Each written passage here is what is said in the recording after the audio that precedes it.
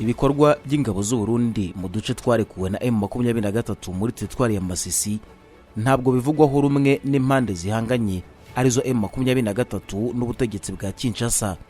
Tariki 25 Gicurasi 2023 nibwo Perezida Félix Antoine Tshisekedi Tshilombo yagiranye ibiganiro na diaspora y'abanyekongo batuye mu Bushinwa, aho yakomoje ku ngabo z'umuryango wa EAC ziri mu butumwa bwo kugarura amahoro n'umutekano mu burasirazuba bwa Kongo.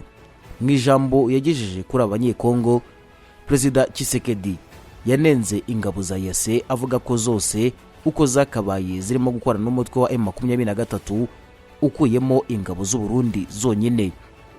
Ati ingabo z'umuryango wa EAC ziri mu burasirazuba bw'igihugu cyacu zirirwa zikorana n'umutwe wa M23 ukuyemo iz'u Burundi zonyine. Mu kiganiro aheruka kugirana na Rwanda Tribune .com, Major Wiringoma, umuvugizi wa M23 mu bya gisirikare, yavuze ko banenga ibikorwa by'ingabo z'u Burundi mu duce M23 yazisigiye muri teritwari ya Masisi, bitewe nuko izi ngabo zirimo gukorana n'imitwe yitwaje intwaro ya Nyatura na FDLR. Major Wiringoma yakomeje avuga ko ingabo z'u Burundi ziri guha imyitozo ya gisirikare iyi mitwe no kwikingira ikibaba igasubira mu duce M23 yazisigiye, ndetse kandi ngiyi mitwe igahohotera abaturage izi ngabo zireberera. Major Wiringoma yakomeje avuga ko ngo bitakiri ibanga ko ingabo z'igihugu cy'u Burundi ziri kugaragaza ubugambanyi n'uburyarya, ndetse ko muri zo hashobora kuba hihishemo abarwanyi ba FDLR. Ati ntabwo dushimishijwe n'imyitwarire y'ingabo z'igihugu cy'u Burundi. Izi ngabo ziri kugaragaza uburyarya kuko ziri gukorana n'imitwe ya Nyatura na FDLR, ndetse zigakingira ikibaba iyi mitwe iri gusubira mu duce twazisigiye. Hari abantu bari kwicwa muri Kirorirwe n'ahandi n'imitungo yabo igasahurwa bikozwe n'iyo mitwe, kandi ingabo z'u Burundi zireberera. Ziri no guha iyi mitwe imyitozo ya gisirikare. Ntibikiri ibanga ko mu ngabo z'u Burundi hashobora kuba hishemo za FDLR. Mu buryo busa naho byagoranye cyane, Sama Rukonde, Minisitiri w'Intebe wa Repubulika ya Demokarasi ya Kongo, mu gusobanurira abayobozi gakondo bo mu ntara ya Maniema ku kibazo kirebana no kwambura intwaro ndetse no gusubiza mu buzima busanzwe abarwanyi ba M23. Ibi byabaye nyuma y'aho guverinoma ya Kongo itangaje ko mu ntara ya Maniema ariho hagomba gushyirwa ikigo kizajya cyakira abarwanyi ba M23 mu gikorwa cyo kubambura intwaro no kubasubiza mu buzima busanzwe. Abayobozi gakondo bo muri iyi ntara bagaragaje impungenge tishimira uyu mwanzuro, aho bavuga ko batumva impamvu guverinoma y'igihugu cyabo yahisemo gakondo yabo kuba ariyo igomba kwakira abarwanyi ba M23, ngo kuko batajya bizera uyu mutwe kuko unashobora kubahozaho intambara. Tariki 25 Gicurasi 2023 nibwo Minisitiri w'Intebe Sama Rukonde yakiriye itsinda ry'abayobozi gakondo baturutse mu ntara ya Maniema, maze arabahumuriza abasobanura n'impamvu iyi ntara ariyo yahiswemo kwakira abarwanyi ba M23 bagomba kwamburwa intwaro no gusubizwa mu buzima busanzwe. Majesté Jean Paul Maputa, umuyobozi gakondo mu gace ka Kindu ahagomba gushyirwa iki kigo, yabwiye itangazamakuru ko baje i Kinshasa guhura na Minisitiri w'Intebe kugira ngo guverinoma ibasobanure impamvu yahisemo gukorera ibikorwa byo kwambura intwaro no gusubiza mu buzima busanzwe abarwanyi ba M23 muri gakondo yabo. Ati twe twagize impungenge tukimara kubyumva kuko hashobora kuba hari ikindi kibyihishe inyuma, nko kuduhungabanyiriza umutekano. Ntabwo turi gusobanukirwa neza ibyo guverinoma yacu iri gukora, niyo mpamvu dushaka kumenya no gusobanukirwa ibigiye gukorerwa muri gakondo yacu. Nyuma y'impaka ndende na Minisitiri w'Intebe Sama Rukonde, abayobozi gakondo bo mu ntara ya Maniema basohotse bavuga ko banyuzwe n'ibisobanuro bahawe, ariko birinda gushyira hanze ibyo baganiriye na Minisitiri w'Intebe Sama Rukonde. Kugeza ubu ariko guverinoma ya Kongo yifuza ko abarwanyi ba M23 bashyira intwaro hasi no gusubizwa mu buzima busanzwe, ndetse igateganya ko icyo gikorwa kizabera mu kigo kizashyirwa mu gace ka Kindu mu ntara ya Maniema. Ni igikorwa guverinoma ya Kongo ivuga ko kizagerwamo uruhare n'ingabo za Angola zitegerejwe muri Kongo zigomba gushinga ibirindiro byazo mu gace ka Kindu mu ntara ya Maniema. Ku rundi ruhande ariko M23 ntiremeranya na guverinoma ya Kongo kuri iyi ngingo, kuko uyu ubwayo ivuga ko itazashyira intwaro hasi guverinoma ya Kongo itaremera ibiganiro ngo bagire icyo bumvikanaho. Perezida Felix Antoine Tshisekedi wa Kongo anakomeje kunoza umugambi wo guhuriza hamwe imitwe yose igamije guhungabanya umutekano w'u Rwanda, yabikorera muri Kongo nka FDLR, RUD Urunana, CNRD-FLN n'indi mitwe yose ikora mu bindi bice by'igihugu nka RNC ndetse n'iyindi. Ni igikorwa Perezida Felix Antoine Tshisekedi Chilombo Fachi yatangije guhera mu ntangiriro z'ukwezi kwa Gashyantare 2023 mu rwego rwo guhungabanya umutekano w'u Rwanda, ngo ko ashaka kwihimura kuri iki gihugu ashinja gutera inkunga umutwe wa M23. Ni muri urwego imitwe igera kuri 6 irwanya ubutegetsi bw'u Rwanda iheruka gutangaza ko yishyize hamwe hagamijwe guhuriza hamwe imbaraga zo gutangiza intambara ku Rwanda. Imwe muri iyi mitwe nimaze igihe ikorera ku butaka bwa Kongo nka FDLR, CNRD-FLN ndetse na RUD Urunana n'indi ikorera mu bindi bihugu nka RLM, Rwandaise Revolutionary Movement, FDP Force de Défense du Peuple, FRD la Front Rwandaise pour la Démocratie na FND la Front National Démocratique. Mu itangazo rihuriweho ryasohowe n'iyi mitwe mu mpera z'ukwezi kwa Werurwe 2023 riravuga ko yiyemeje gushyira imbaraga hamwe kugira ngo itangize gahunda yo kurinda no gucyura impunzi z'abanyarwanda ku ngufu za gisirikare. Iyi mitwe yakomeje ivuga ko kwishyira hamwe kwayo bigamije guhindura ibintu mu Rwanda no gushimangira umutekano w'akarere k'ibiyaga bigari muri rusange. Ibi byakiriwe nuko vuba aha muri ukwezi kwa Gicurasi 2023 mu mujyi wa Kinshasa umutwe wa FDLR na FDU inkingi byihurije hamwe mu ihuriro ryiswe All for Rwanda, hagamijwe gushaka uko bakorera hamwe kugira ngo bazabone imbaraga n'amaboko yo gutera u Rwanda.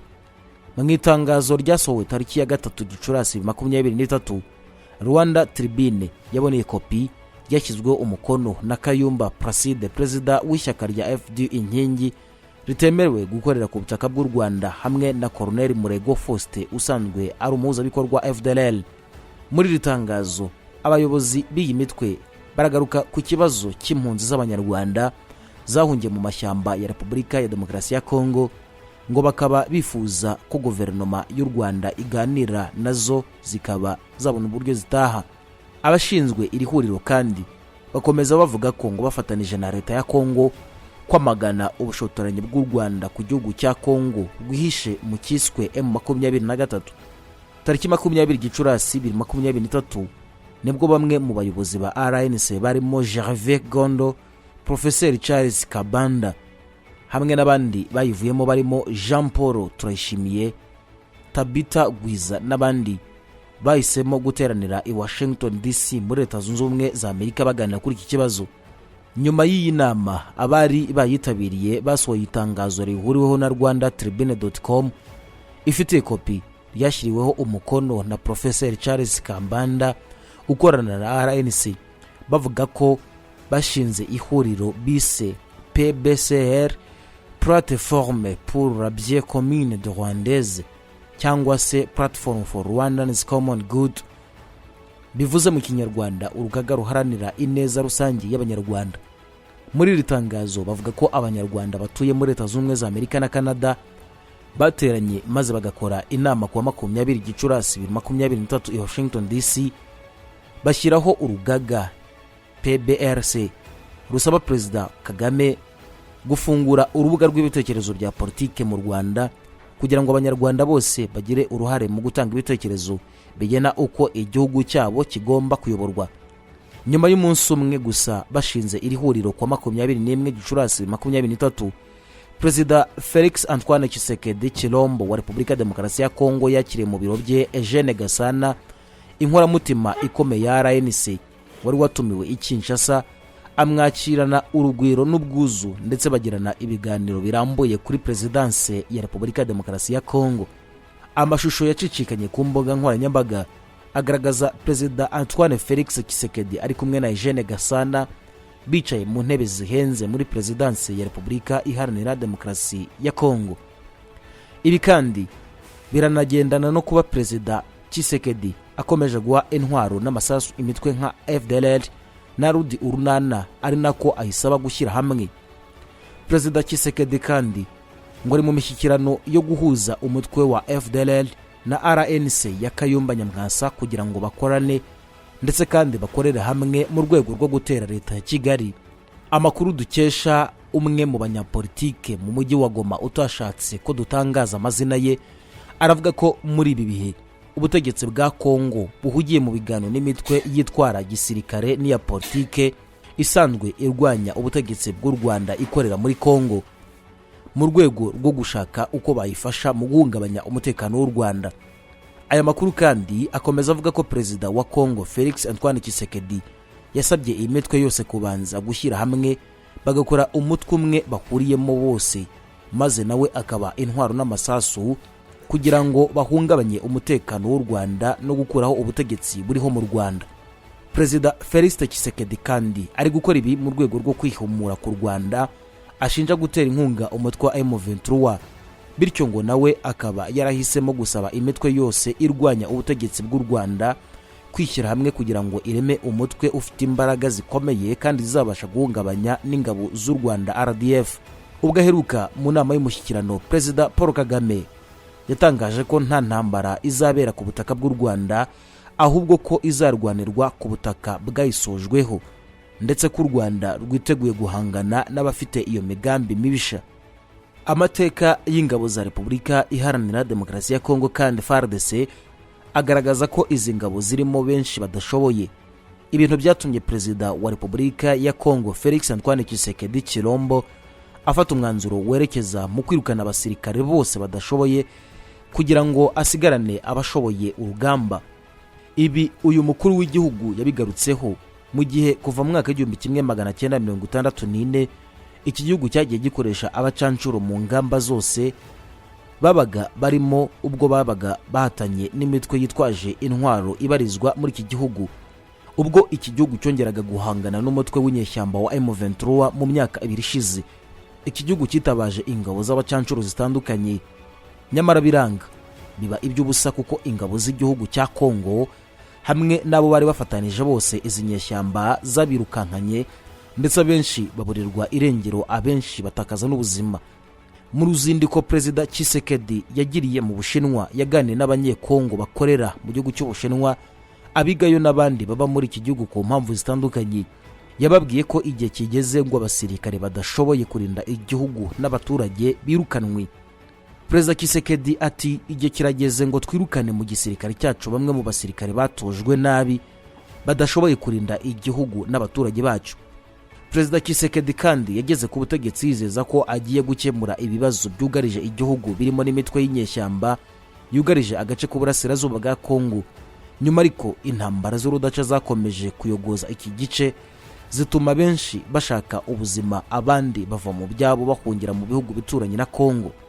Nkuko iki gihugu cyabitangaje mu kuboza kwa 2022, bagaragaza ko ngo bafite abasirikare barenga 150,000 ariko basa n'abananiwe kurinda umutekano w'ibice by'uburasirazuba bwa Repubulika Iharanira Demokarasi ya Kongo. Guverinoma ya Repubulika Demokarasi ya Kongo kandi yeruye ishinja inyeshyamba za M23 gutegura igitero ku mujyi wa Goma usanzwe ari n'icyicaro cy'intara ya Kivu y'Amajyaruguru.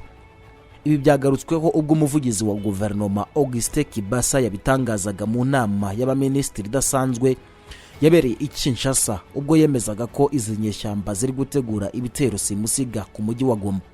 Uyu muvugizi yashinje izi nyeshyamba avuga ko ziri gutegura ibitero ku bufatanye n'ingabo z'u Rwanda RDF, bityo yemeza ko ingabo zabo zagombaga kuryamira amajanja, ndetse yewe ngo nazo zigomba gutegura ibitero bikomeye kuri izi nyeshyamba ndetse no kubazitera inkunga bose. Muri iyi nama Minisitiri w'Ubutegetsi bw'igihugu nawe yatangaje ko izi nyeshyamba bagiye kuzirwanya bivuye inyuma kandi bakazitinsura burundu. Aha yagarutseho yemeza ko M23 n'abayishyigikiye bagomba kubanesha byanze bikunze, ndetse anavuga ko n'izindi nyeshyamba zigomba kureberaho. Aba baminisitiri bari gutangaza ibi mu gihe umukuru w'igihugu nawe yasezeranije na bamwe mu banyekongo bo mu Bushinwa ko bagomba kwirukana abasirikare bose badashoboye, yemeza ko bananiwe kurwanya umutwe wa M23. Mu gihe uyu mujyi wagabwaho igitero icyo ari cyo cyose, abaturage batagira ingano baba bari mu kaga, dore ko uyu mujyi ubarizwamo abarenga ibihumbi za mirongo bawukoreramo, abandi bakaba bawutuyemo.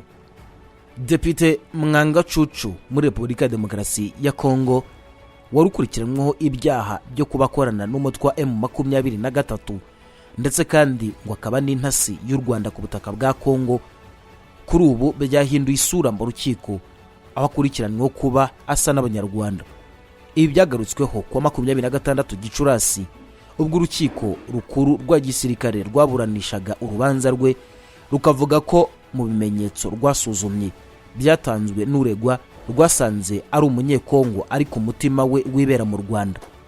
Iryo buranisha ryabaye mu ruhame kwa 26 Gicurasi muri gereza ya gisirikare ya Ndoro, ubwo urukiko rwavugaga ko rwasuzumye ibimenyetso byinshi byerekana umwirondoro w'uregwa, rugasanga ibikorwa bye bitandukanye by'ubukungu abifite bisa naho birebana n'u Rwanda. Aganira n'umudepite, umucamanza uyobora mu rwego rw'ubucamanza yavuze ko yatunguwe nuko inyandiko zose ziri muri dosiye y'uregwa zerekana ko afite ibitekerezo bye mu Rwanda aho kuba muri Repubulika ya Demokarasi ya Kongo. Aha yabwiye depite ati, wowe umwuka wawe uri mu Rwanda kuruta muri Repubulika ya Demokarasi ya Kongo. Ku rugero, iyo ukoresheje amabuye y'agaciro aho gukora ubuhanga mu gihugu, uhamagara abahanga bo mu Rwanda. Abunganira Depite Mwanga Cucu basabye ko umukiriya wabo yarekurwa kuko ari umwere. Thomas Gamakoro yagize ati, ibi ni ibirego bidafite ishingiro kandi tuzabigaragaza mu iburanisha ritaha.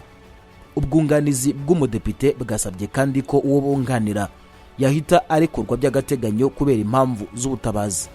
Urukiko rukuru rwa gisirikare rwatangaje ko uru rubanza ruzasubukurwa tariki ya 2 Kamena mu mwaka wa 2023.